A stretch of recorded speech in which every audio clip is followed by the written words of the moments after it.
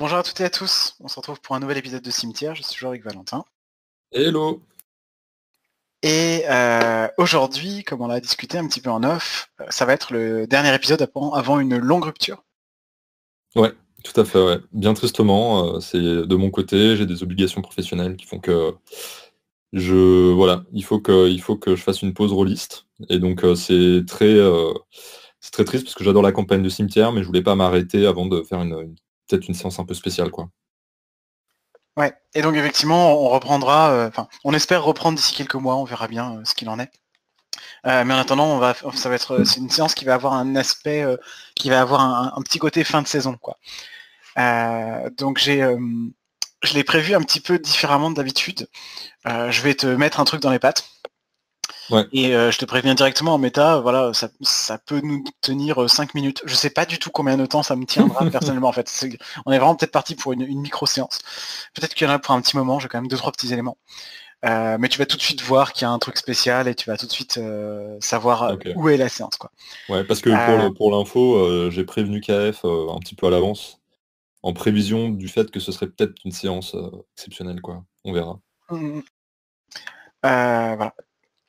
Donc voilà, ne te sens pas obligé de faire durer le truc. On va dire que le but, si je peux te donner un objectif pour la fin de la séance, c'est de donner Ouais, une direction à ton personnage, de donner une direction ouais, claire, dire ok maintenant je vais dans telle direction avec le soleil couchant derrière moi, ouais, n'importe, pour que je puisse savoir où est-ce que je prépare et que j'ai une idée de qu'est-ce qui va venir dans la ouais. saison 2, quoi. Ouais, ça marche. Très bien. Voilà, voilà. Et sinon, eh ben on va faire un truc qu'on n'a pas fait la dernière fois et que j'avais un petit peu oublié, mais tu vas monter de niveau. Puisqu'il y a un Ah oui. domaine, il y a un domaine que tu as maintenant dépassé, qui est le rivage des utopistes. Il a toujours compté comme un domaine annexe, vu qu'il n'y avait pas c'était pas un grand donjon avec plein de trucs dedans. Mais maintenant que tu es allé explorer le sanctuaire et que tu as vu ce qu'il y avait là-bas, le domaine Ah oui, c'est vrai même. est dépassé. Ah, c'est ouf. J'y suis pas allé pour ça, mais écoute, je suis pas déçu du voyage. Et ben je te laisse du coup faire ta montée de niveau. Tu as les règles d'avancement, hein, au bout de ta feuille. Yes. Alors, je recharge juste la page. Là, voilà. Tototom. Elle est dans les messages Alors, épinglés. yes. Ah oui, message épinglé 2. Ouais. Très bien. Message épinglé du Discord, pardon. Du canal cimetière spécifiquement. Ah, du canal cimetière, d'accord. Ah oui, la fiche perso, oui, c'est bon. Non, je croyais les règles de montée de niveau. Je me suis dit, mais non, c'est bon. Ah oui, bah elles sont tout J'ai déjà. au bas, tout en bas de la Oui, c'est fiche. ça, c'est ça. C'est pour ça que j'avais déjà ma fiche. Ok, très bien. Alors, règles d'avancement. Donc j'ai un PX. Du coup. C'est ça, ouais. Ah, donc c'est nouveau les règles aussi, je vois, on peut obtenir qu'une seule fois un des avancements. Ça n'a pas changé depuis un moment. Ah oui, c'est dés de vie, d'accord. Ou dés d'humanité. Ouais. Une seule fois, ok. Et donc, 2 pouvoirs reliés à des souvenirs chauds, ça c'est pas mal. C'est vrai que maintenant je peux me revive dans un cadavre lié à une description. C'est un truc que j'avais Ouais. obtenu la dernière fois. Mm, mm, mm. Moi je prendrais bien les pouvoirs reliés à des souvenirs chauds. Est-ce que j'ai des souvenirs chauds en rab? Je crois que oui, hein. Ouais, t'en as 3. J'en ai même quelques-uns, ouais. Bah, je vais prendre les 2 pouvoirs parce que je crois que ça a du sens. Ça a du sens. Euh,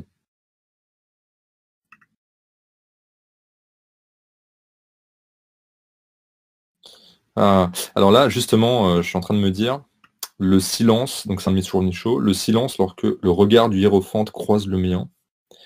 Et en fait, le silence et la connaissance du hiérophante, ça me fait penser à des dons de perception auditive, beaucoup plus grands, tu vois.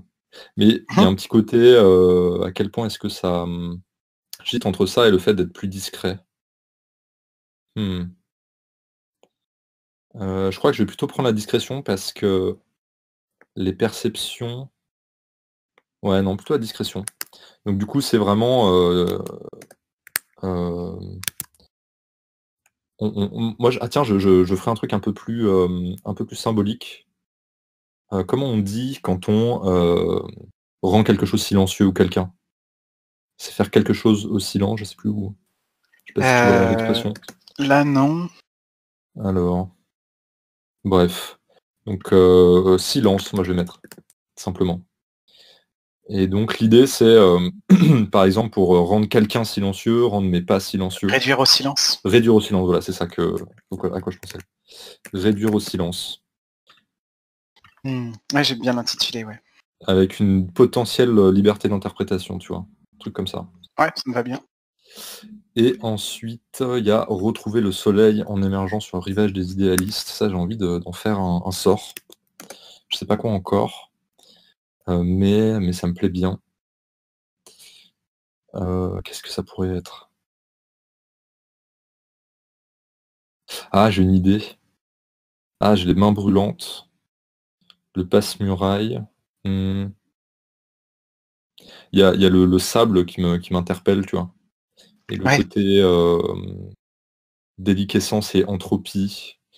Alors, entropie, ce serait trop général comme terme. ouais. Mais je vais mettre retourner au sable. Là, c'est des verbes, mais sorts, c'est marrant. Passe-muraille, tu me diras, c'est un peu verbal. Mais ok. Donc, retourner au sable, l'idée, c'est quand j'entre en contact avec un objet, je peux le faire vieillir Mhm. immensément jusqu'à sa déliquescence extrême, tu vois. Ouais, je vois, ouais. Alors après, justement, peut-être le niveau de puissance déterminera aussi du degré d'avancement de Mhm. destruction de l'objet. Genre un objet en métal, il va rouiller, puis s'effriter, puis partir en poussière, quoi. Un truc comme ça. Ouais, je vois, ouais. Très bien. Voilà, j'ai choisi mon level up. C'est parfait. Est-ce qu'on avait autre chose à voir avant de commencer? Bah écoute, moi j'attends ton briefing, mais a priori j'en étais arrivé au seuil de ce souterrain circulaire avec un dôme et une immense fresque. Et le feu Ouais, s'était éteint et on en était resté là pour moi. ouais, Et je suis ready. très bien. Eh ben, je vais me mettre de la musique, je vais attendre 1 minute et puis je vais lancer la partie du coup. Tip top. Très bien.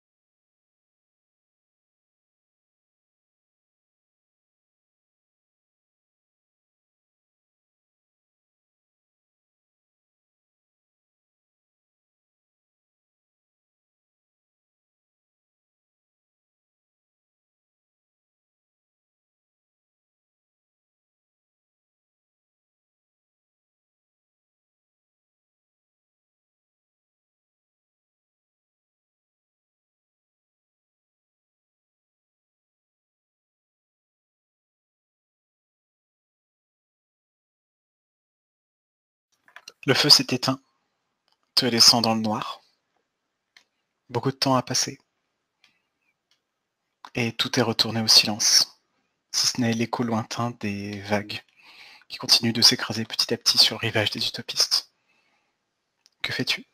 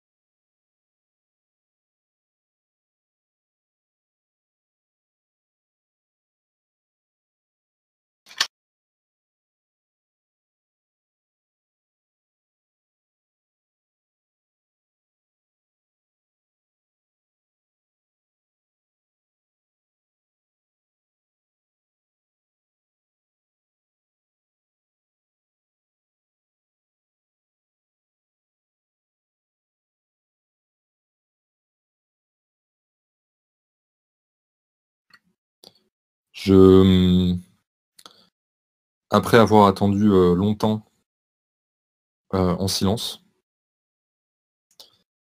je, je me retourne lentement et je pars en direction des vagues.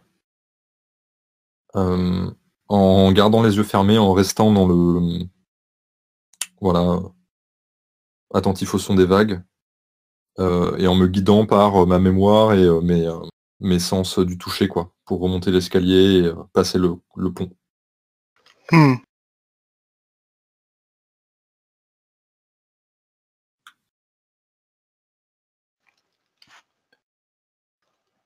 Tu remontes en effet et tu retrouves le jour, gris et indifférent.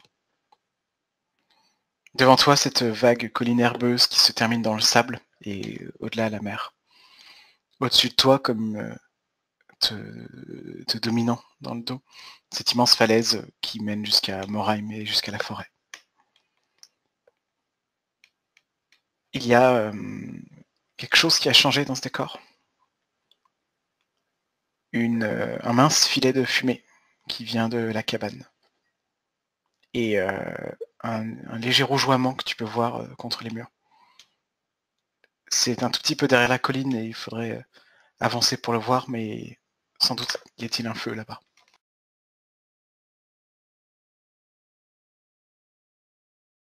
Ce que je vais faire, c'est que je vais me précipiter en fait. Je vais regarder un peu tout autour, pour voir s'il y a pas de menaces, mais je vais très vite monter, au sommet de la colline, si elle est pas trop loin, ou sur quelque chose qui me permet de voir au-delà en tout cas. Et je vais sortir ma longue vue en courant en fait, pour voir d'où viennent les flammes. Tu vas traverser le pont et avancer, tu les avances un petit peu. Et devant la cabane, il y a effectivement un espace creusé avec un petit feu de camp. Et une masse étrange devant. Une chose trop grande et trop monstrueuse. Tu distingues avec la longue vue, tu distingues une sorte de bras gigantesque posé au sol, rouge et comme si la peau avait éclaté des muscles, comme si les muscles avaient éclaté la peau, pardon. Des formes purulentes s'en extraient, des choses courent à l'intérieur et en ressortent. Des appendices étranges de chair s'en extraient à plusieurs endroits, comme des espèces de tentacules indépendants. À plusieurs endroits, la chair est nécrosée et à d'autres, elle arbore une forme de fourrure noirâtre disparate. La masse grouillante, cependant, révèle un petit peu plus. Elle est seulement une partie d'un individu. Tout le flanc droit d'un grand homme assis contre le feu. Et ses racines.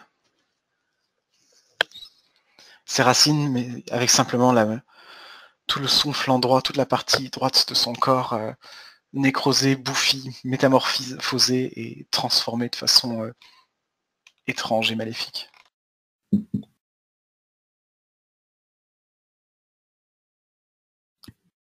Ok. Je pense que je fixe plus longuement que cela m'aurait été nécessaire pour comprendre ce que j'ai sous les yeux. Je crois que je m'assure presque de chaque détail pour être certain que mes sens ne m'ont pas trompé.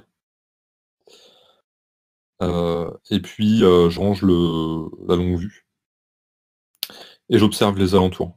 Voir ce qu'il y a sur la plage à proximité de la cabane, où est située la cabane en termes de position géographique, tu vois, ce qu'il y a autour, topologie, tout ça. C'est très vide. Un petit peu sur ta droite, il y a la cabane, pas très très loin de la grande falaise. Elle est à mi-chemin, disons, entre le gouffre duquel tu reviens et la mer, là-bas. Mmh. Et l'espace est large et dégagé. Ok.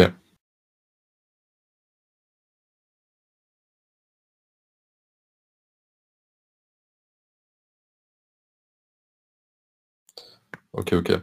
Je vais m'avancer lentement en marchant presque au rythme des vagues. Et je, ouais, je vais marcher très lentement. Je vais pas utiliser mon sort de silence, mais je veux être très silencieux et arriver de dos, ce qui doit être pas trop dur dans le sable. Mais c'est mon Hmm. objectif, quoi. Il va falloir que tu contournes assez largement pour ça, mais c'est Ouais. possible. Du coup, j'arriverai depuis la mer, c'est ça? Ouais.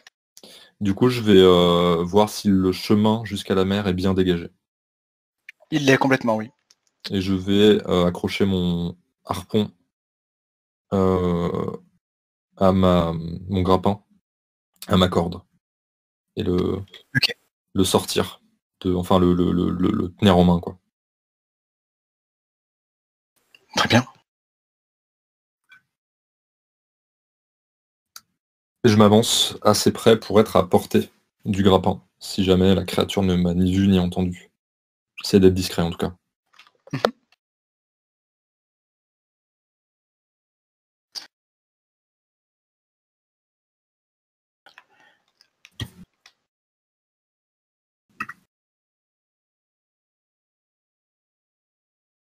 Quand tu es arrivé à quelques mètres, tu as vu une sorte de poche de chair à l'arrière de ce bras étrange s'ouvrir sur un gros œil injecté de sang qui te regarde.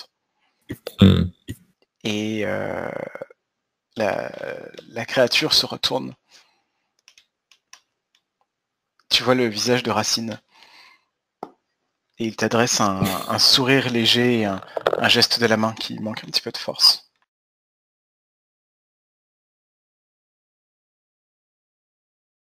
Enfin, je prends la parole et je lui demande qu'est-ce qui t'est arrivé, Racine?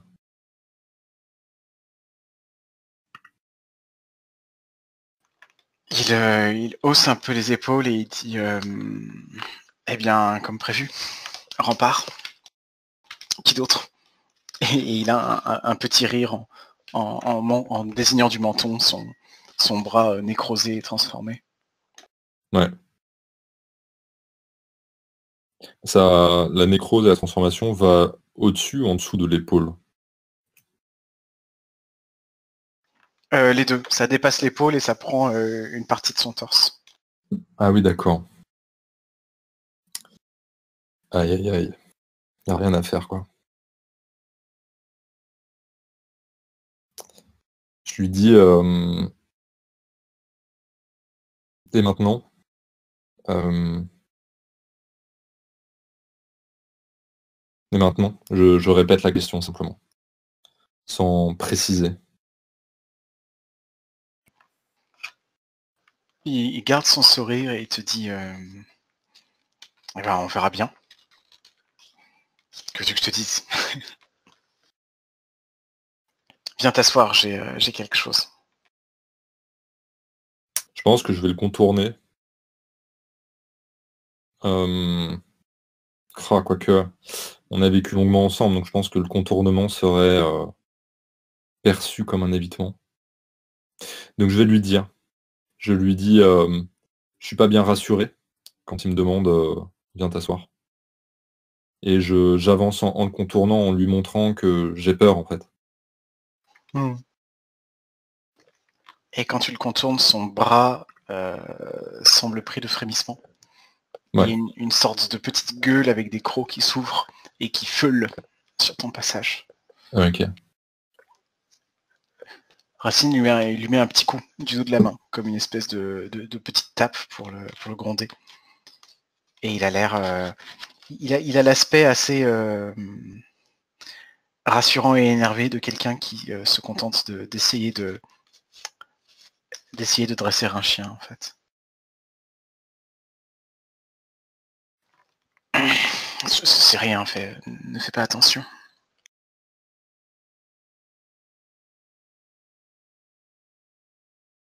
Je garde le silence et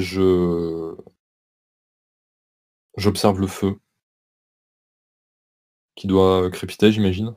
Il est allumé, hein, c'est ça? C'est ça, oui. Une Ouais, petite flamme entre vous. ouais. Et je lui demande, tu penses que tu en as pour combien de temps avant que tu te fasses dévorer par ça?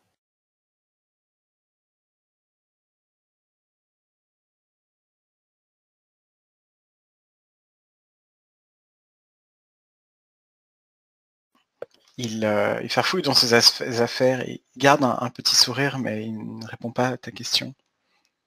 Et il finit par en tirer une bouteille avec un liquide ambré. Et il l'ouvre, en boit une gorgée ou deux, et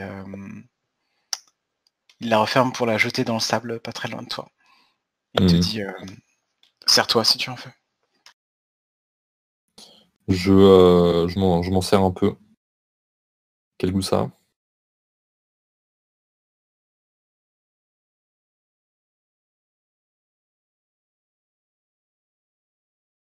C'est fort.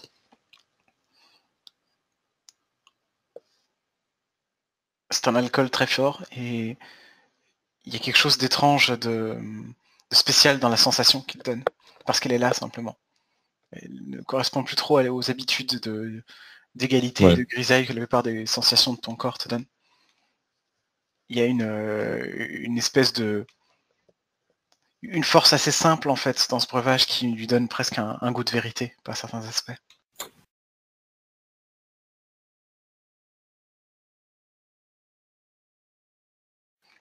Après un long moment, Racine te dit: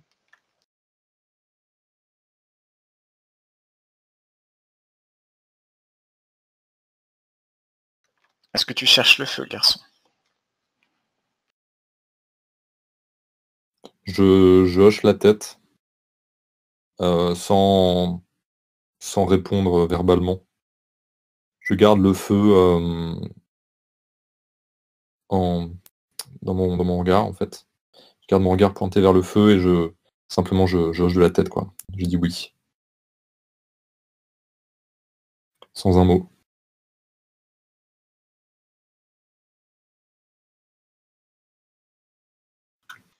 Alors peut-être qu'un jour tu te retrouveras dans la même situation que moi.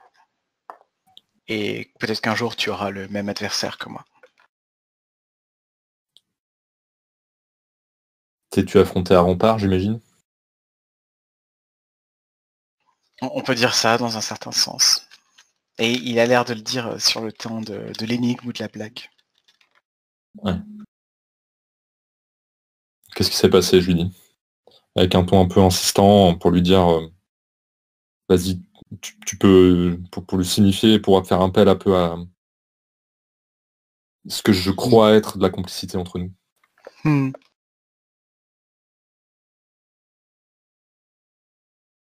Il a un regard connivant pour toi, et après un moment il te dit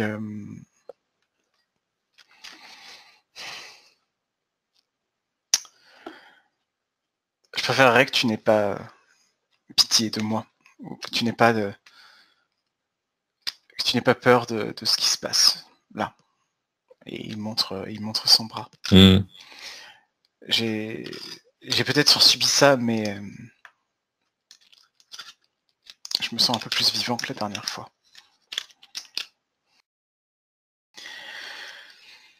Tu sais, dès que j'ai entrepris la quête, j'ai eu l'impression que tout pour moi tournait autour de Rempart. J'avais entendu parler de lui, j'ai recherché autant que je l'ai pu les légendes et les histoires desquelles il s'est, en tout cas, par lesquelles on le tisse d'une certaine manière. Et j'ai voulu l'affronter plusieurs fois déjà. Lorsque nous nous sommes croisés la dernière fois, j'avais fui ma confrontation avec lui. Finalement, j'y suis retourné.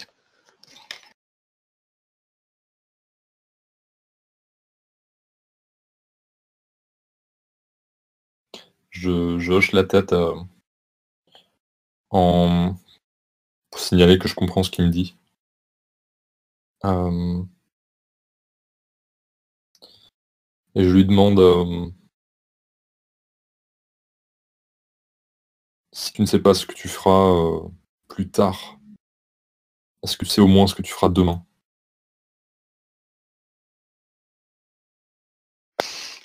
Il y a un grand sourire large qui dépasse largement le petit sourire mystérieux et qui finit par s'ouvrir sur un éclat de rire très franc et sympathique. Et il te dit oui, oui, je sais ce que je ferai demain, mais laisse-moi garder la surprise. Je t'en parlerai un petit peu plus tard. Je croyais que tu voulais savoir ce qui s'était passé avec Rempart. Alors dis-moi, je lui dis avec un sourire. J'ai retrouvé j'ai trouvé des choses que je ne pensais pas chercher. J'ai retrouvé eh bien, tu sais, la dernière fois, je t'avais parlé de mon nom et du plaisir que j'avais eu à le retrouver. Et voilà, j'ai retrouvé un petit peu plus de mon propre passé et de qui j'étais.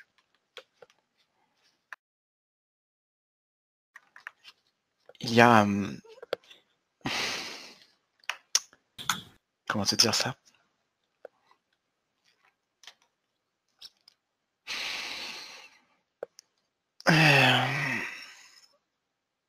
Est-ce que tu te souviens des terres desquelles tu viens?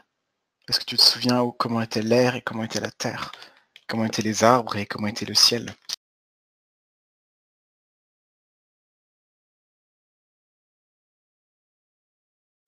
Je lui dis je crois que je n'ai cure des souvenirs.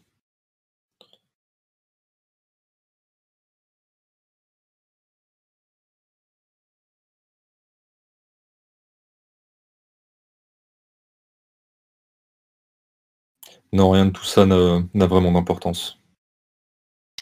Mais... et si tes souvenirs étaient tes menottes? Et si c'est eux qui t'enchaînaient au contraire? Ne voudrais-tu pas les découvrir pour les dépasser? Préférerais-tu vivre éternellement dans tes chaînes sans jamais les regarder ou les inspecter? Mmh, Je vais te dire peut-être ce que j'ai trouvé tout oui. au fond. J'ai compris que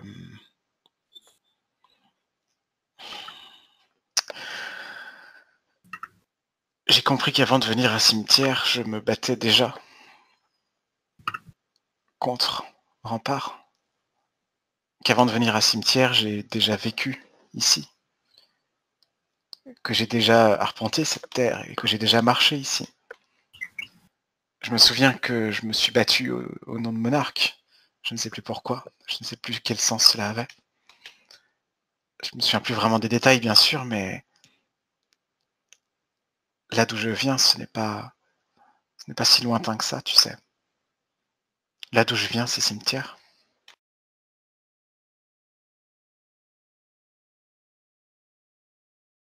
Et me souviens du combat contre les spectres, de la guerre et de la trahison de Rempart.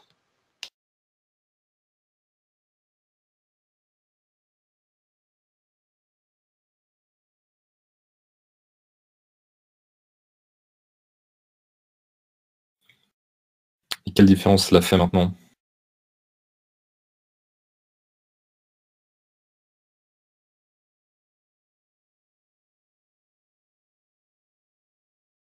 Est-ce que tu crois que ton combat est moins légitime parce qu'il était dicté par des souvenirs, qu'importe les raisons?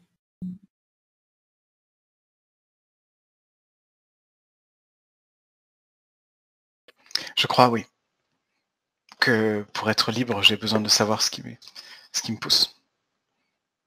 J'ai besoin d'y Je résister. pense que je pense que c'est à ce moment-là que je ris quand il me dit ça, de manière très sarcastique.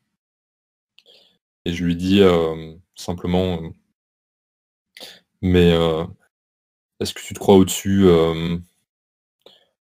des dieux ou de monarques pour espérer être libre?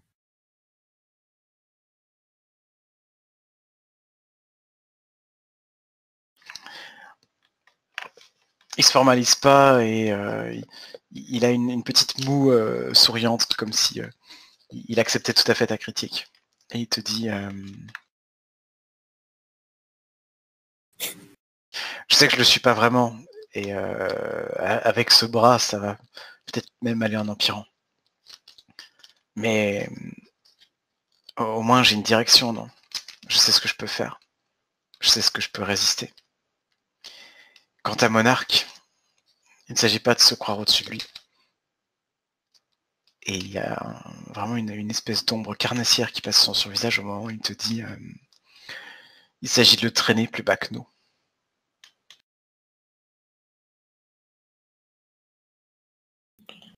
Parce que j'ai un sourire quand il évoque ça.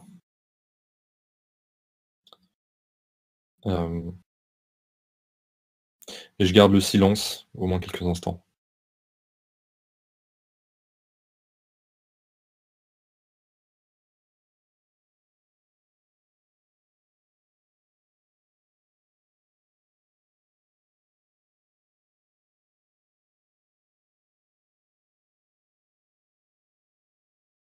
Quand quelques vagues sont passées, je lui dis très bien pour les souvenirs, mais demain alors.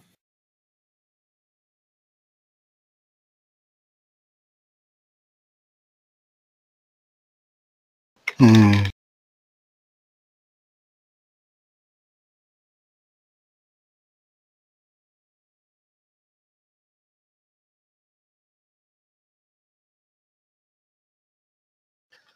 Cimetière n'est pas un royaume comme ceux de l'au-delà, ce qu'il y a autrefois, ce qu'il y a au dehors, pour peu que ceci existe seulement.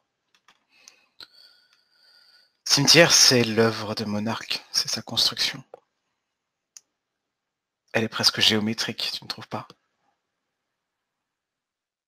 Je n'ai jamais vu de carte, personne n'en a jamais dressé, il me semblerait, mais je me souviens d'une chose. Au sud de la citadelle, une seigneurie qui s'appelait Morheim. Au nord, la ville de la Digue. À l'ouest, la ville de la Tour. Et enfin à l'est,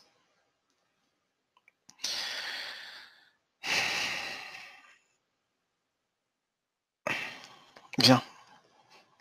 Il se lève, il farfouille encore un peu dans ses affaires, il laisse son sac, ses armes ici, et il en tire juste une grande pioche qu'il porte sur son épaule.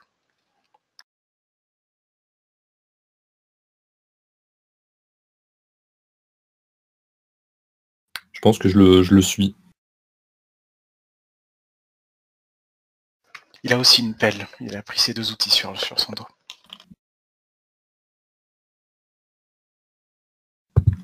Vous marchez un petit moment. Il te ramène vers le nord, de là où tu viens. Là où se trouve la petite grotte avec l'accès jusqu'à la citadelle. Et vous marchez un moment.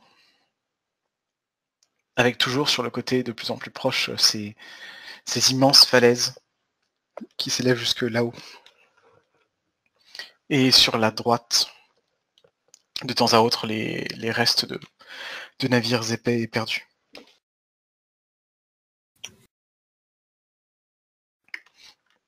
Un petit peu avant d'atteindre la grotte,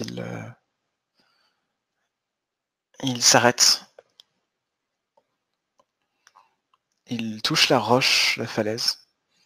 Il ferme les yeux un instant comme s'il cherchait quelque chose. Et puis,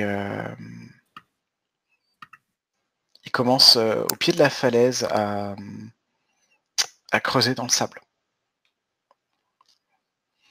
Une pelletée, puis une deuxième, puis une 10e. Et il s'absorbe longtemps dans cette tâche.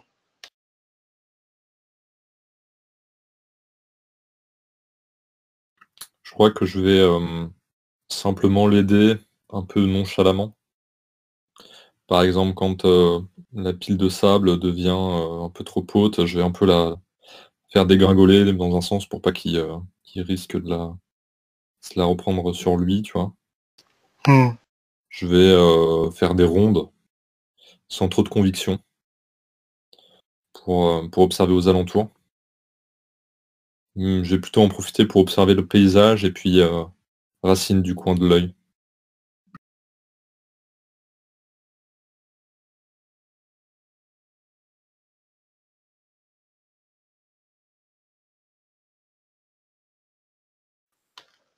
Un long moment passe. 1 heure, peut-être 2, peut-être plus. Suffisamment en tout cas pour que le temps s'étiole un petit peu.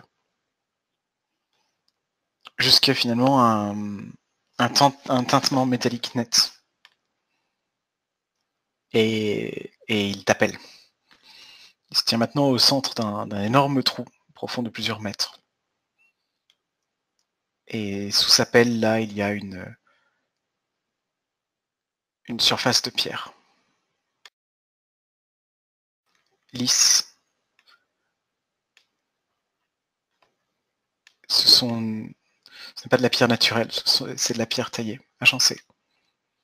Une surface comme le sol, le toit, difficile à dire, mais un morceau d'un bâtiment.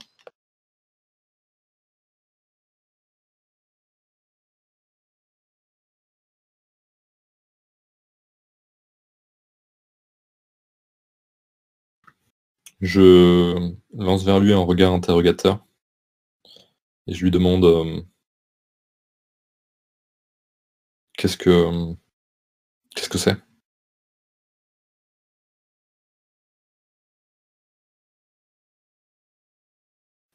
Tout ce qu'il reste, je crois, d'une cité qui a disparu. Celle qui était ici avant. Et je ne sais pas pourquoi elle n'existe plus.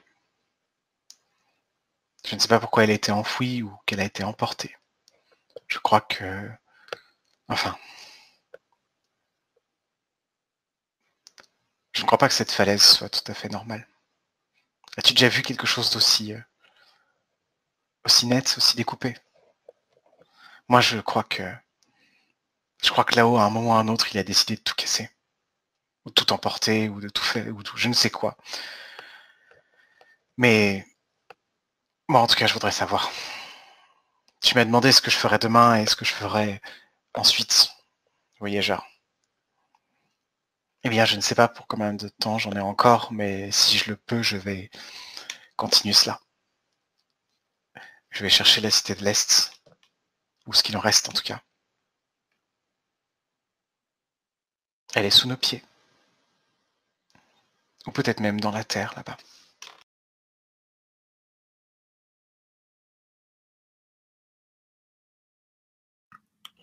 Je descends dans le trou et je regarde un peu plus près la roche en question. Quelle est sa couleur? Comment elle est structurée, tu vois? À quoi ça Hmm. ressemble?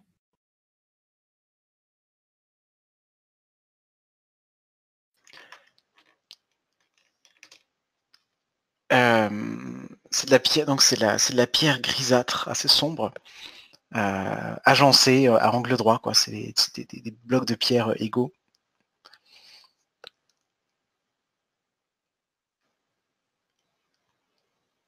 Et rien ne les relie. Il n'y a pas vraiment il n'y a pas de ciment ou quoi. Il y a de la terre évidemment, du sable, mais guère plus que ça dans les interstices.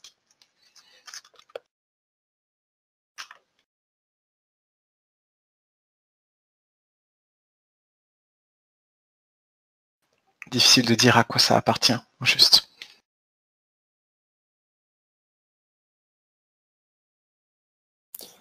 Et est-ce que tu crois pouvoir excaver une cité enfouie sous le sable avec ta pelle et ta pioche? Oui.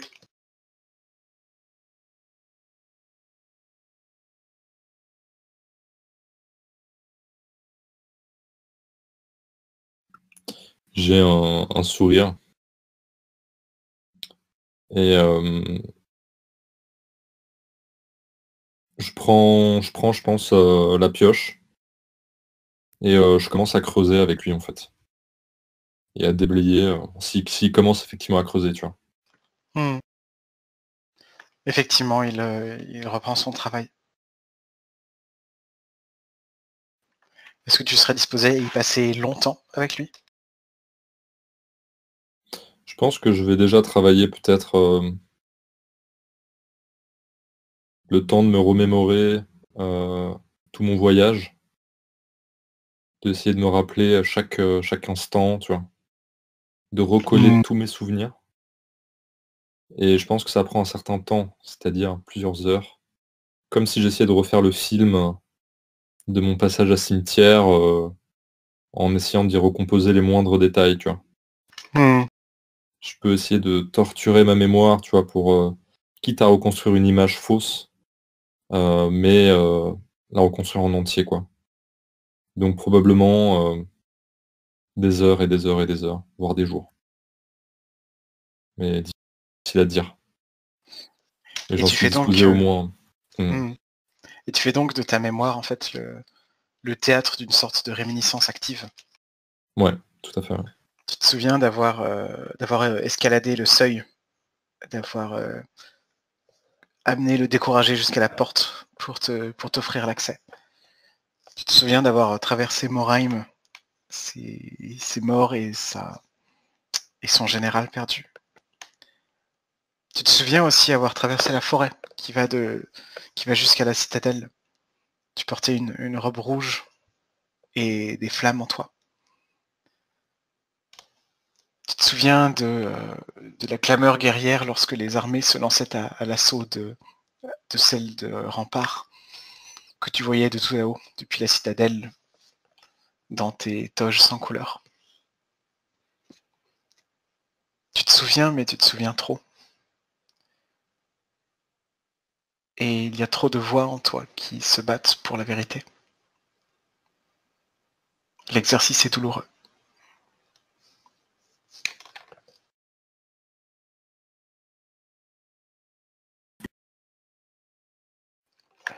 L'excavation dure longtemps. Pendant la durée un petit peu indéterminée que cela prend, vous mettez au jour une sorte de dôme. Celui sur lequel vous étiez au début est en fait légèrement bombé et s'évase sur les côtés. Plus, plus du côté de la falaise, en creusant et en piochant, vous mettez également à jour un gouffre. Un gouffre qui semble immense, très semblable aux différents que tu as trouvés jusqu'à maintenant. Simplement, celui-ci est caché sous la terre. C'est entre la falaise et il est entre la falaise et la plage, mais en fait, étant donné sa situation,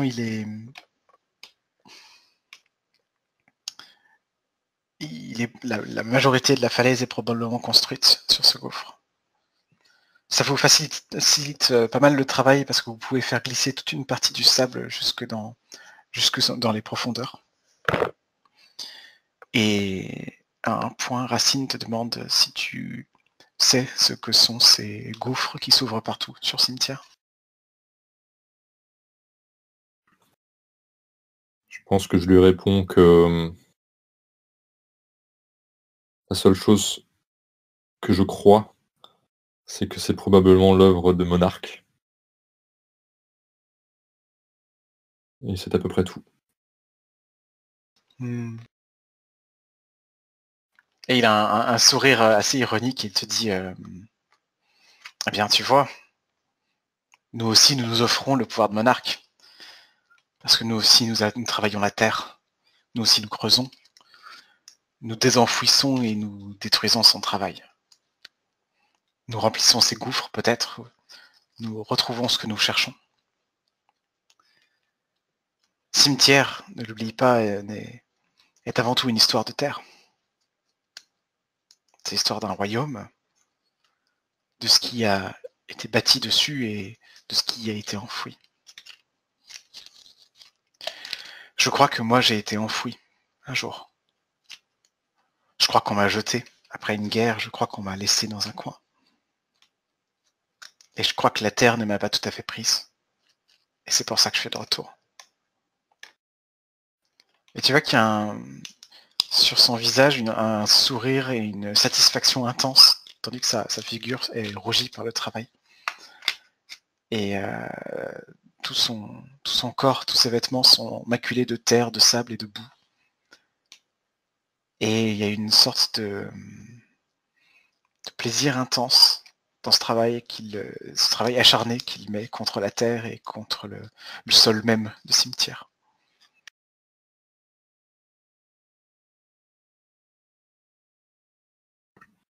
Je vais faire deux choses. La première, c'est observer à quel point l'emprise de rempart sur son bras s'étend ou pas. Et la deuxième, tout en faisant ça, c'est de lui demander est-ce que tout ce que tu veux au fond, c'est creuser une tombe qui te convienne?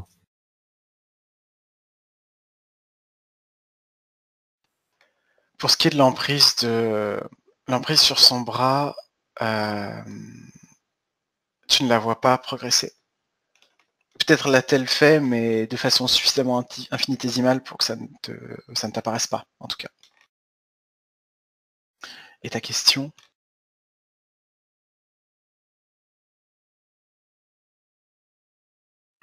C'était de savoir... ouais. Ouais. Il te répond...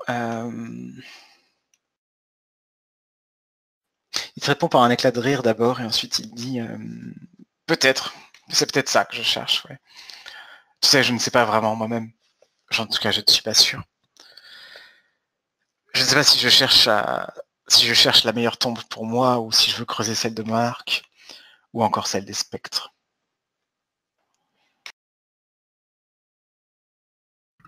Je lui demande qu'est-ce que ça te ferait de creuser ma tombe?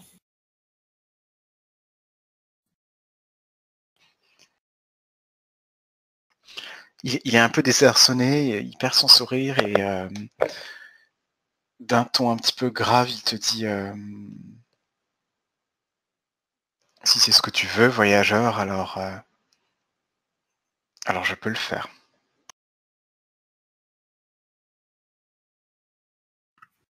Je pense que je laisse passer une bonne minute, tout en creusant, continuant en tout cas. Et je lui dis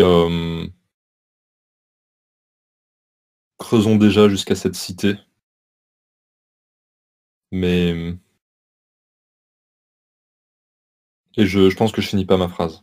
Tu vois, je reste sans rien ajouter.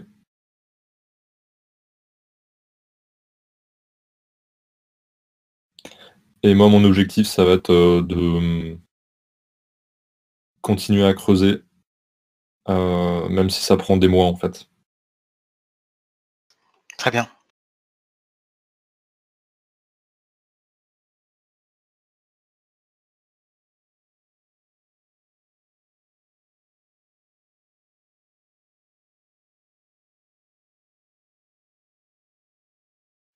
Ensemble, vous allez donc continuer le travail de la Terre, le combat contre, comme Racine aime à l'amener, le combat contre ce cimetière même.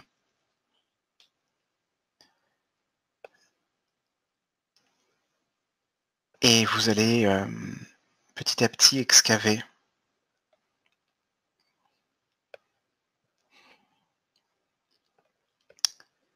ce qui reste d'une cité qui descend jusqu'au gouffre et jusqu'au fond de la terre. Une cité qui a été oubliée sous la roche. Une cité où l'on adorait les spectres. Les spectres, on appelle ça aussi le vent noir. C'est la force qu'il y avait ici autrefois. C'est la force qui existait avant Monarque et avant Cimetière. Ce sont les êtres que Monarque a vaincus pour fonder le royaume.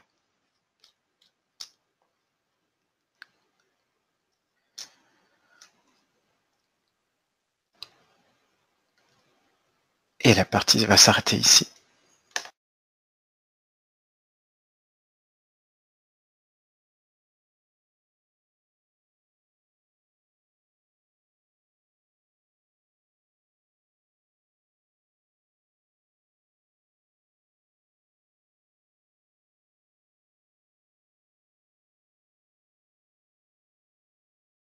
J'aborderai donc la deuxième saison, hein, si on lui donne naissance effectivement, ici, dans cette cité que vous avez excavée ensemble. Après, ce qui va prendre effectivement l'équivalent au moins de mois, si ce n'est plus, de travail. Alright. Bah écoute, merci. Merci pour cette saison 1. Merci à toi, c'était très sympa. Excellent. Vraiment. C'était émouvant un peu. C'était tellement symbolique comme partie. Ouais. Ouais. La moitié, je l'ai construite au mi-chemin, mais j'avais eu cette idée, en fait, je commençais à avoir une vue d'ensemble de cimetière, de le pays, comment est-ce qu'il s'organise. Et il est très géométrique avec ce côté très... Dans ma tête, il est vraiment très circulaire. Et j'aimais beaucoup l'idée de rajouter un élément qui ajoute de la symétrie. C'est un peu les particules supersymétriques. C'est quelle est la ville qu'il faut rajouter en plus pour donner du sens à tout ça. En fait, tu peux prédire l'existence d'une ville si tu vois la carte, quoi. Ouais, presque. Ça. Et justement, à propos de cartes, j'ai failli mettre une carte dans les mains de Racine. Et je me le suis un peu interdit sur le moment. Je le ferai peut-être plus tard, tu vois, mais pour le moment, j'aime bien l'idée que on rentre pas tout à fait dans une rationalisation cartographique, quoi. Ouais, ce serait, c'est vrai que ça casserait quelque chose, clairement. Enfin, en tout cas, ce serait un shift quelque part. Il y aurait quelque chose qui change, quoi. Ouais. Disons que ça permettrait de se poser la question, tu vois, si on imagine que le cimetière a été transformé au cours des âges, qu'est-ce qu'il était autrefois? Et j'ai pas envie qu'il y ait une réponse objective et claire à une question comme ça, quoi. Ouais, tout à fait. Mais par contre, l'idée d'une cité excavée, le fait que tu puisses te dire je creuse la terre ici et je trouve un vieux temple enfoui, ça me fait bien kiffer. Ouais, c'est ouf. C'est marrant parce que c'est une partie, bon, j'ai pas fait de jet dé, j'ai pas utilisé de pouvoir, j'ai pas utilisé de matos. C'était très original au final par rapport à d'habitude dans le cimetière, quoi. En quelque sorte. Par rapport à nos parties habituelles, ça change beaucoup. J'ai fait une partie beaucoup plus poético-symboliste avec Levan l'autre jour. Je vais la mettre en ligne bientôt. Ok, cool. Et où vraiment la conclusion c'était je m'assois sur un trône et je brûle pour l'éternité, tu vois, un truc comme ça. Ouais, ok. Je vois le genre, ouais. Mais pour cette fois-ci, je trouvais ça assez pertinent. Tu vois, en plus, le rivage des utopistes, plus que quelconque autre endroit, c'est vraiment l'endroit où c'est une espèce de croisée des chemins en fait dans cette campagne. Ouais, L'endroit où on est venu, on s'est posé, on est reparti, on est revenu, etc. Ouais. Et l'idée de... ce dont j'avais peur, c'était que si on faisait une partie où on part autre part, on relance une nouvelle aventure. Et j'aimais bien l'idée de maintenir la partie ici, quoi. Ouais. Puis bon, ça ouvre sur quelque chose aussi de comment comment dire, j'ai perdu le mot, tentaculaire, enfin, ou démesuré, quoi, malgré le fait qu'on reste dans ce lieu familier. C'est fort. Ouais, excellent. Bah écoute, j'ai pas pris trop de notes en fait parce que je voulais profiter plus de la partie en fait. Que tu vois, d'habitude j'ai un peu le côté réflexif de j'analyse en même temps qu'on joue et je prends des notes et tout. Et là je me suis dit non, c'est la partie un peu spéciale et puis c'est conclusion de la saison 1, je me suis juste laissé porter, quoi. J'avais pas envie d'être très réflexif quelque part, ou en tout cas pas sur le design en fait. Mais je pourrais le faire a posteriori, tu vois, je pense que c'est possible. Je pourrais revenir un peu sur un ensemble de choses. Après, il y a eu très peu de questions de game design qui interviennent avec ça, je pense, hein. À part le fait qu'il y a des passages libres où on discute, mais voilà. Ouais, bon, on pourrait regarder, tu vois, par exemple, bon, je te donne les 2 trucs que j'ai notés. Bah, typiquement, le premier, c'est vraiment un truc de design, en fait. J'ai pensé à Breath of the Wild, toujours. Zelda, donc. Ouais. Et en fait, il y a un truc dans Zelda Breath of the Wild qui est assez fou, c'est que tu as le château avec Ganon, enfin j'y ai pas joué mais on m'a raconté, et tu peux y aller dès le début en fait. Ouais. Tu peux foncer si tu veux. Et en fait, j'ai l'impression que pour une dynamique de campagne, justement, là vraiment ce serait du design de campagne, pourrait y avoir une citadelle avec monarque, tu vois. Tu sais qu'il y est, Mhm. tu peux savoir clairement quel est le passage pour commencer à y aller, tu vois. Mais ça va être la merde, mais tu sais où aller pour aller voir monarque, par exemple. Mais Mhm. tu as un royaume compliqué et t'as des choses un peu autour, tu vois. Et à la limite, tu aurais Ouais. tout un chemin que pourrais parcourir autour. Tu pourrais ensuite choisir de revenir, creuser des endroits.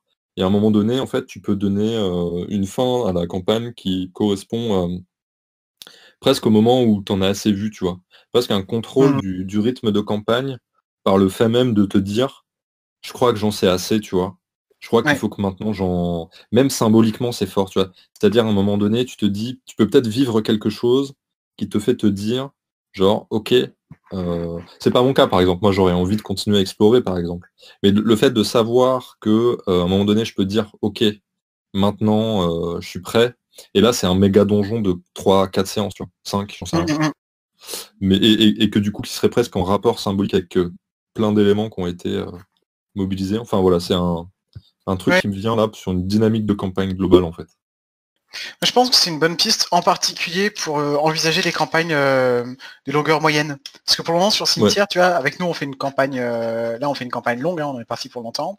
ouais, J'ai aussi tenté des one-shots qui passent pas mal. Et ouais, ouais, par contre, j'ai pas encore trop d'idées de comment tu ferais une campagne de 5-10 séances, tu vois. Et typiquement, ouais, je pense qu'en 10 séances, c'est peut-être faisable de faire un truc dans un monde plus petit que Cimetière, avec un ouais, unique seigneur, tu vois. Il y a le seigneur, ouais, et on pourrait garder cette dynamique-là de se dire, bah, à un moment ou à un autre, je vais l'affronter, quoi. ouais, tout à fait. Et du coup, après, sur la référence à Breath of the Wild, c'est marrant parce qu'il y a deux trucs qui me viennent là comme ça, qui sont assez liés à ce jeu. Bon, j'adore ce Zelda. Moi, je l'ai saigné, j'ai joué beaucoup, beaucoup, et je le trouve Ouais, vraiment génial. Et alors, deux trucs. Le premier, avant que je le perde, c'est il y a une analyse que j'ai entendue que je trouvais assez fun, c'est de dire justement là-dessus. En fait, comment dans beaucoup de RPG, une espèce de bizarrerie, et dans les Zelda aussi, mais je sais pas qu'on les traite ou non comme des RPG, en tout cas, il y a ça dans plein de Zelda. Il y a une espèce de tension qui est plutôt une dissonance ludonarrative entre l'urgence de la quête principale et ouais, l'intérêt de fouiller le monde pour trouver plein de ouais, de trucs. looter. C'est C'est, il y a une ça. météorite qui tombe, mais c'est le moment de looter Ouais, c'est ça. C'est tout typiquement tout le l'univers, moment quoi. où Ouais, le grand méchant est sur le point de réaliser son plan ultime que c'est ça, c'est exactement le bon tu vas moment. aller jouer avec des petits lapins pour gagner la poêle à frire qui permet de, je C'est sais ça. pas. Et en fait, D'avoir un achievement juste. oui. Et dans Zelda, ce qui est vachement fort, c'est que comme dès le début, tu peux aller boire Ganon, mais que si tu le fais, tu te fais péter la gueule. Genre, si t'es un speedrunner, d'accord, t'as peut-être des chances, mais enfin, c'est hyper, hyper chaud. En fait, comme dès le début, tu peux pas vraiment, l'intégralité du voyage, l'intégralité du jeu et des petites quêtes secondaires, des histoires que tu fais et tout, est totalement justifiée par une quête de puissance. En fait, t'es pas en train de délayer la quête, tu es en train de te Ouais, préparer pour elle. Je crois que c'est l'analyse que fait Marc dans Game Maker's Toolkit. Il me semble que c'est de lui que j'ai entendu ça. Et ouais, qui c'est est assez super pertinente intéressant. parce qu'en fait, elle te permet de considérer que narrativement, ce que tu es en train de faire n'est pas un contenu qu'il faut excuser, mais qui au contraire, il est complètement légitime. C'est normal que tu te Ouais, prépares avant ta confrontation avec Ganon, c'est normal que tu fasses tous ces préparatifs, et ainsi de suite. ouais, Et donc ça donne un ton assez sympa et qui permet d'ailleurs de résoudre des problèmes dont on avait déjà parlé, le côté est-ce que tu vas explorer, sachant que c'est surtout pour aller voir le contenu que moi j'ai ouais, préparé, tout à fait, ouais. alors que c'est pas forcément ce qui intéresse ton personnage. Bah, si t'es dans une logique de préparation pour un grand combat, ça a du sens, quoi. Ouais, clairement, ouais, Ça ouais. c'est une première chose. Et l'autre truc sur Breath of the Wild qui n'a rien à voir, c'est une grosse critique du jeu. Enfin, j'avais trouvé une critique que je trouvais vraiment hyper pertinente et qui disait que un truc qui est dommage dans ce Zelda-là, c'est qu'il n'y a rien de souterrain. En fait, que Ouais, ouais. tout le monde que tu peux voir, à l'exception des temples, mais les temples, c'est des tout petits trucs, ils sont tous pareils, ils sont petits.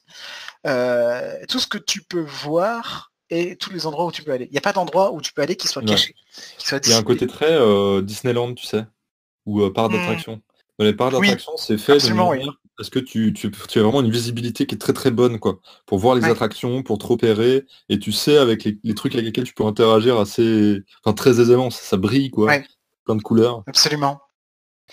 Et pour cette raison-là, en fait, bon, il y a un côté hyper agréable à jouer au jeu, notamment parce que moi j'ai vraiment ce côté, je me lance dans une partie de Zelda et j'essaie d'aller quelque part, mais j'y arrive pas parce que je me fais distraire par 15 autres trucs pendant et j'ai toujours envie d'aller à la montagne Ouais. d'à côté, de voir ce qu'il y a là-bas et tout. Ouais. Et le plaisir que j'ai dans cette exploration, il est vraiment très très fort. Et malheureusement, c'est aussi une raison pour laquelle j'ai pas très envie de rejouer au jeu parce que je sens que redécouvrir le même lieu, ça va pas m'intéresser des masses. Mais le plaisir que j'ai eu en y jouant était vraiment incroyable, le fait de me laisser distraire. Non. Mais l'absence de souterrain fait qu'il n'y a pas de. C'est un jeu qui manque de mystère, en fait. Ouais, bah oui. Il n'y a pas le côté. En fait, il n'est pas possible d'envisager qu'il y a peut-être secrètement des tas de choses que tu n'as pas encore trouvées. Alors, il y a quelques Bah grands là, mystères dans le jeu, notre mais pas des partie, masses. j'ai envie de dire, notre partie d'aujourd'hui, c'est vraiment le paradigme inverse, quoi. Exactement. Et c'est typiquement un des trucs que Ouais. j'ai gardé en tête. Moi, genre, mon Zelda de. Un de mes Zelda de cœur, c'est Wind Waker, donc celui sur lequel tu te balades dans Ouais. la mer. Et même si au bout d'un moment tu finis par comprendre comment ça marche, c'est-à-dire que le monde est divisé en genre 20, je sais pas combien de carrés où il y a et dans chaque carré il y a un truc, tu vois, il y a une île Ouais. en général. Mais il y a quand même un côté vraiment très mystérieux de tu sais jamais trop sur quoi tu vas tomber, tu peux Ouais, ouais. potentiellement tu vas avoir un trou qui mène à un mini donjon que tu n'as jamais vu. Et en fait, tu as toujours la possibilité, je sais que dans la l'île où tu commences dans The Wind Waker, dans l'île où tu commences, si tu y reviens beaucoup plus tard avec les bons objets, que tu voles à tel endroit et que tu dis tes pouvoirs et tout, tu peux tomber sur un trou où en fait tu as une suite abyssale de pièces avec plein de combats et qui est assez difficile avec Ouais, c'est trop un cool. item assez balèze à la fin. Je sais plus ce que t'as, je crois que c'est un morceau de la Triforce, un truc comme ça, enfin une carte. Ouais, mais ça, cet effet de Wind Waker, je vois exactement ce dont tu parles. C'est le côté. Il y avait ça ouais, dans pas mal de Zelda déjà. Des trous, des trucs que tu découvres et c'est un monde. Il y avait ça dans tout le donjon dans le village sous une tombe, par exemple, quoi. Où tu sais qu'au fond d'un puits, tu vas avoir des trucs cachés, quoi, etc. C'est ça, Oui, ouais. oui, absolument, ouais. Et moi, j'adore en fait, c'est un des plaisirs que j'ai dans le mystère, c'est Ouais, ne. En fait, c'est ce sentiment que même si tu as tout trouvé, tu ne sais pas que tu as tout trouvé, et tu as toujours ouais, ouais. la peur qu'il y a peut-être un truc en plus. Et typiquement, Hmm. avec ce genre de jeux vidéo pour lesquels j'ai vraiment peur d'aller lire du wiki, des ressources ensuite, parce que Ouais, à partir du moment où je saurais qu'est-ce qu'il y a dans le code, qu'est-ce qu'il y a vraiment dans le jeu, ouais, c'est je clair, ouais. perdrais un petit peu ce mystère-là. Sauf que t'as aussi un autre truc qui entretient le mystère à un niveau supplémentaire, c'est les jeux dans lesquels il y a des trucs ultra giga turbo cachés qui prennent des années à trouver. Ça arrive des fois comme ça, typiquement il y a un truc que j'ai appris il y a pas longtemps, c'est dans Donkey Kong 64. Bon, Donkey Kong 64 est un jeu dans lequel il y a plein de trucs à collecter, quoi. Il y a des pièces multicolores, il y a des super bananes, des médailles bananes, des machins, des enfin, Ouais, il y a une quantité de collectibles gigantesque. Et c'est quelque chose qui est très bien connu par la communauté des joueurs de speedrun et qui font notamment des speedruns 100% dans lesquels tu dois collecter ouais, tous les ok. objets, toutes les bananes, etc. Et il y a eu un moment en 2017, je crois, où quelqu'un, complètement par hasard, a découvert une nouvelle pièce arc-en-ciel cachée quelque part. Et What the vraiment fuck? cachée à un endroit complètement pété que personne n'avait jamais vu avant. De sorte qu'on peut arguer que tous les speedruns 100% qui avaient été faits jusqu'à maintenant n'étaient pas des speedruns 100%, Ah, puisqu'en fait, énorme. il y avait un truc en plus, quoi. Et c'est Ah, d'accord. très rare que ça arrive, mais ce genre de petits trucs, c'est magique, quoi. En fait, Ouais, je vois. même si le jeu est fermé, tu peux toujours espérer que peut-être il y a un truc qu'on n'a pas trouvé, quand bien même il est envisagé, quoi. Et bon, moi, j'ai jamais la patience d'aller chercher ça, les easter eggs et tout. D'abord, ouais, ouais. Mais le seul jeu pour lequel j'ai un peu de patience comme ça a été Dark Souls, justement, parce que j'avais la patience d'aller, pas forcément chercher des easter eggs, mais interpréter, essayer de faire des liens, aller voir Ouais. des trucs pour essayer de comprendre et tout. Et je l'ai un petit peu fait. Et voilà, je veux que, en fait, en te jouant cette histoire d'une cité sous le sable, moi je voulais réaffirmer ça, quoi. Je voulais réaffirmer le Ouais. fait que le monde dépasse juste le visible. Il y a un thème très comment dire, il y a presque un thème ésotérique, tu vois, Ouais, exotérique versus ouais, ésotérique qui est le monde révélé n'est pas tout le monde et il y a aussi d'autres choses ouais, cachées. c'est ça. Ouais, tout à fait. Bah, ça me fait vraiment penser à cette figure presque que dans le cimetière qui est moi qui annonce ce que je fais. Par exemple, je prends les escaliers, tu vois, ou Mm. je m'accroche à la corde et je glisse. Et là, tu me dis, tu descends et tu fais une pause, tu vois. Comme si c'était vraiment comment dire, une action que tu fais, tu vois, en tant que meneur, de me dire, ok, Mm. on passe un level, tu vois, de tu t'enfonces plus en profondeur. Ouais. Et là, il y a une pause qui est faite, quoi. Ça marque quelque chose, en fait, j'ai l'impression. Oui, il y a des pauses que je fais qui sont très volontaires et qui sont pensées pour l'effet, effectivement. Ouais. Et clairement, là, le tu descends, il est, je pense, reflète ce symbole qui est assez crucial, en fait, de... Et en fait, moi, souvent, c'est, mais jusqu'à où ça descend, en fait. C'est ça aussi le truc. Oui. Et je pense que c'est pas une remarque que je suis seul à faire, en fait. Je crois il me semble qu'il y a d'autres... c'est Uyop qui le faisait, je crois, sur une de ses parties. Ouais. Genre, jusqu'où ça descend, quoi. Et je crois que c'est ça, Ouais. c'est jusqu'où s'enfonce le mystère, et qu'est-ce que ça implique, tu Mm. vois, de pouvoir descendre aussi Absolument. profondément. Et je maintiens cette opposition symbolique qui traverse un peu tout cimetière, qui est Ouais. quand tu montes vers la vanité, et quand tu descends vers Ouais. la vérité. Mais Ouais. la vérité, elle est horrible et elle est corruptrice, quoi. Ouais, c'est clair. Bah, on voit la gueule de Racine, hein. Ouais. Mais clairement, avec son alcool de sa petite goutte de true feeling. Deuxième note que je me suis faite. Je sais pas si tu voulais rebondir encore sur ce qu'on a dit ou Non, vas-y, ouais, vas-y. ça va. Donc deuxième et dernière, c'est il y a eu un élément un peu de synesthésie. Alors pas de convergence, je dirais pas de convergence, mais plutôt un côté. En fait, j'étais dans un rapport qui était dans un rapport symbolique avec mon perso, c'est-à-dire dans tout le long de la partie, tu m'avais dit au début, en préambule, mais c'était presque un élément technique, mais qui a joué un rôle énorme en fait dans la partie. Tu m'as dit, ouais, Valentin, ce serait bien que tu choisisses un peu où tu vas pour que je puisse avoir une idée de la suite, quoi. Ouais. Et donc ça, c'est un truc un peu technique en quelque sorte, quoi. C'est genre, voilà, c'est plus pratique, quoi, pour que je puisse préparer. Mais en fait, ce qui s'est passé, c'est que je me suis dit au début de la partie, bah ok, je vais y réfléchir, tu vois. Je vais vraiment me poser parce que Kev va avoir du temps, va faire du boulot pour éventuellement préparer un truc assez dense, puisqu'il y aura le temps. Autant que j'y réfléchisse pas mal. Et en fait, ça m'a mis dans une situation où je me suis dit, mais oui, tu vois, je me suis vraiment posé cette question toute la partie, qu'est-ce que je veux faire, quoi. Et Mm. il y a vraiment un élément très fort de où est-ce que je veux aller en termes géographiques dans Cimetière, en tant que personnage.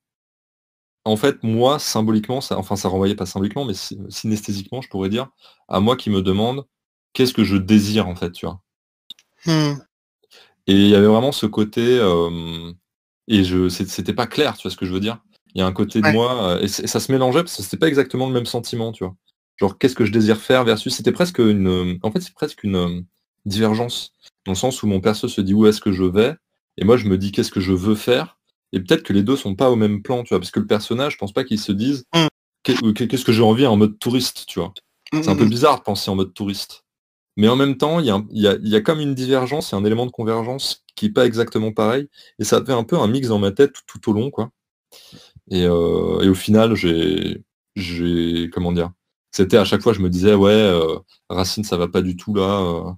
Il a un cancer en phase terminale sur le bras. C'est pas bon, tu vois. Et en même temps, je me disais, mais si tu vois, je me disais où est-ce que je veux être et aller, mais en fait, je veux rester là, tu vois. Il y avait un côté comme ça. Je veux rester Mm. là avec Cimetière. Et ça m'a travaillé en fait, ça n'a pas arrêté de me travailler toute la partie. Donc voilà, c'était le deuxième point. C'est marrant quoi, comme une question technique en fait, presque. Enfin, je sais pas si tu l'as posé de manière volontaire pour avoir ce genre d'effet, mais ça a eu un gros effet, tu vois. Moi, je l'ai pas posté, enfin, je te l'ai pas posté pour avoir un effet précis, Hmm. mais je savais que la partie qui venait juste après, c'est une dans laquelle on va découvrir un nouvel endroit. Donc, une de mes possibilités, c'était la partie va potentiellement s'achever sur le moment où on creuse.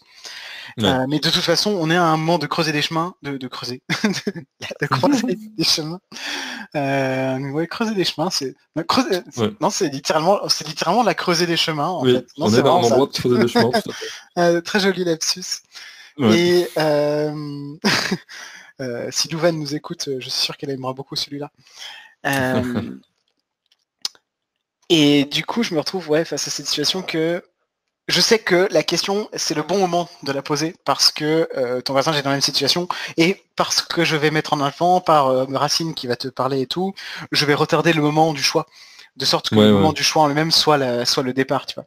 Ouais. Et, donc effectivement, il y a de toute façon, de la même façon que la première rencontre avec Racine a été une respiration, cette deuxième en était une aussi. Le but c'était qu'on Hmm. prenne le temps de se poser et de voir où est-ce qu'on veut aller. C'est presque un anti-cliffhanger Netflix en fait. Enfin si, il y a quand même un Ouais. cliffhanger Netflix avec la Il y a un grosse cliffhanger cité à à la la fin, fin, ouais. ouais. Ouais, il y a quand même ça, ouais, t'as raison. Mais Avec une littérale falaise d'ailleurs. ouais, c'est ça. Oui, c'est clair. Mais bon, ok, d'accord, ok. Mais ce que je veux dire, c'est que la structure de l'épisode n'est pas faite pour faire monter la pression sur du cliffhanger.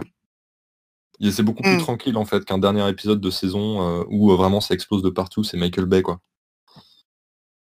Même s'il y a le côté ok, tu vois, on désaccélère avant d'arriver vers effectivement la chute quoi.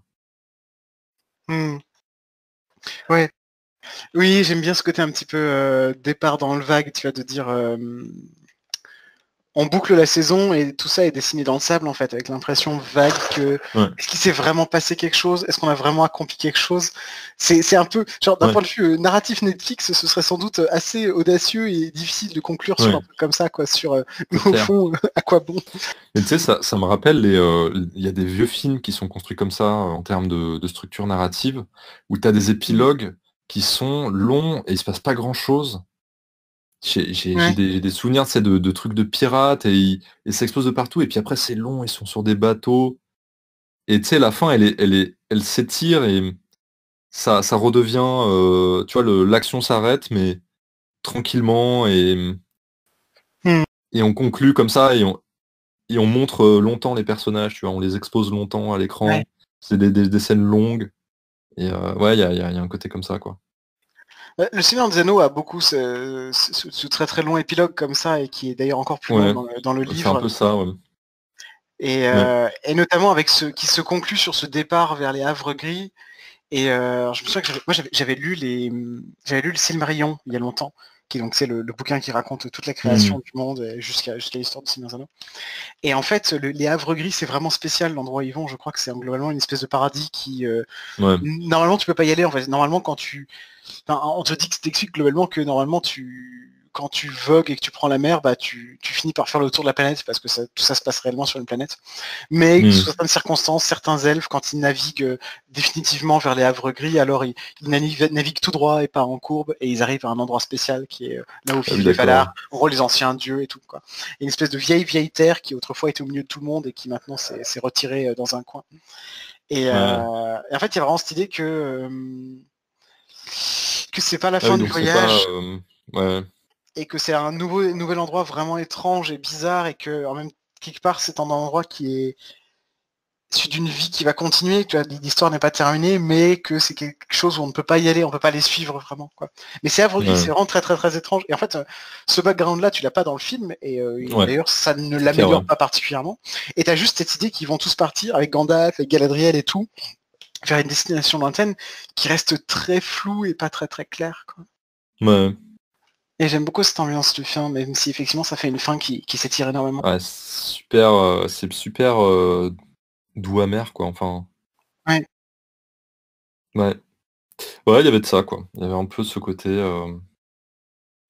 D'ailleurs, il y a des gens ouais. qui, genre, ça c'est vraiment jouer avec les définitions, mais il y a des gens qui s'amusent à classifier le Seigneur des Anneaux comme une œuvre post-apo, au sens où l'univers, en fait, la Terre du Milieu est déjà remplie des ruines des anciennes civilisations elfes. Ouais. Quand le Seigneur des Anneaux commence, les elfes sont déjà très très très largement sur le déclin Hmm. et la fin du Seigneur des Anneaux, c'est la fin de l'âge des elfes, quoi. C'est les derniers qui se barrent dans leur bateau et il y aura plus d'elfes dans le monde. Ouais. Et j'aime bien cette idée. Il y a vraiment cette idée d'un monde qui se meurt et du prochain qui prend la relève avec le roi du Gondor légitime qui revient sur le trône, tout ça, tout ça. Et C'est vrai que j'ai jamais ouais. lu Le Seigneur des Anneaux, j'ai jamais lu Le Seigneur des Anneaux tout court, mais je le lisais pas en termes de grille de lecture comme ça. C'est vrai que c'est très Mm. très puissant. Enfin, c'est très mélancolique du coup cette lecture. Oui, mais il y a un côté assez. Enfin, en fait, ce qui est assez marrant, c'est typiquement la lecture politique de ça est vraiment pas évidente pour moi. Je la trouve assez fun. Il y a une super vidéo de Bolche Geek sur le Seigneur des Anneaux. Ouais, Une j'avais vu. Ouais. analyse de film. J'aime beaucoup cette vidéo parce que sans le dire, il introduit la mort de l'auteur et C'est clair. l'interprétation libre. Elle est vraiment C'est très très clair. bien. Et notamment, il y a une question de savoir, moi j'ai toujours la question de savoir à quel point Tolkien vit dans une espèce d'idéalisme conservateur. Et il est très clair qu'il a très très cher à son cœur les petits bourgeois de la petite campagne britannique, Ouais. globalement, Ouais. avec les hobbits, mais pas que. Et typiquement, j'essaie toujours de trouver une couleur, enfin je trouve qu'il y a une couleur très ambivalente, très grise dans justement la fin de l'âge des elfes, qui est vu comme c'est quelque chose de nostalgique et mélancolique et lancinant, mais c'est pas la mort non plus. En fait, c'est pas la fin du sens, c'est pas la fin du monde, c'est juste la fin d'un monde. Et il y en a un autre qui prend la relève. Et c'est peut-être ça la principale différence entre Cimetière et Seigneur des Anneaux, c'est que dans Cimetière, il y a rien qui reprend la relève en fait. Ouais, c'est juste la fin d'un monde. Point. C'est ça. Ouais, c'est la déprime quoi. Mais ouais. Excellent cette lecture, ça ne fait qu'enrichir l'œuvre en fait. Lecture supplémentaire. Ouais. Excellent. Enfin ouais, bah écoute, moi je pense pas pouvoir ou vouloir simplement faire un retour sur la saison là maintenant. Je pense que ça pourrait être intéressant de, si ça te dit, si c'est pertinent, si on peut en discuter après peut-être, mais à voir si on fait un retour sur la saison dans son ensemble, tu vois. Quitte à ce que je réécoute ponctuellement pour me remettre un peu au frais les souvenirs tu sais, surtout des retours précédents en fait. Là c'est une rétrospective des retours, et c'est éventuellement si c'est pertinent d'en discuter. Bah, Mais j'essaie de voilà. réfléchir si j'ai des trucs à dire en rapport. Là, comme ça, là, je vois pas trop de quoi est-ce qu'on parlerait en plus, donc je suis pas Ouais, persuadé que ce soit pertinent. ouais, que ça soit pertinent, ouais. Ouais. Mais Bon, si ce on serait trouve pour un discuter angle d'attaque, ouais. pourquoi pas. Bah, je crois que c'est plutôt, je crois que c'est plutôt perso à la campagne finalement. Je pense qu'il y aurait des choses à dire sur la campagne que moi j'ai vécue, mais c'est peut-être plus un truc qui nous regarde tous les deux, et je crois pas que ce soit généralisable Ouais. ou pertinent de parler de ça en Je te podcast. propose, on garde ça dans un coin et si on trouve Ouais, un angle d'attaque, on le fait, sinon peut-être pas quoi. ouais, ouais, carrément, ouais. Très bien. Fort bien. Et ben, je pense qu'on va pouvoir arrêter l'enregistrement ici. À moins que tu aies un dernier truc Yes. à évoquer. Eh ben, merci à tous les suiveurs YouTube qui sont allés jusqu'ici. Moi, c'était un immense plaisir. Je suis assez triste d'arrêter, mais bon, ce n'est pas forcément définitif. Et je garde un excellent souvenir de la campagne. Et merci infiniment, KF. C'était vraiment super. Et j'espère que c'est pas la fin. Hein. On verra où est-ce qu'on en est en Yes. Enfin, 2021, en hein, tout mais cas, à mon voilà, avis, je ferai ce que je peux pour relancer la machine et j'espère c'est clair. qu'on pourra avoir une suite. En tout cas, c'était vraiment très bien. Jusque-là, c'est clair. Eh ben, moi, ça m'a beaucoup plu aussi. Et merci à toi. Et du coup, au revoir à nos auditeurs et auditrices. Ciao!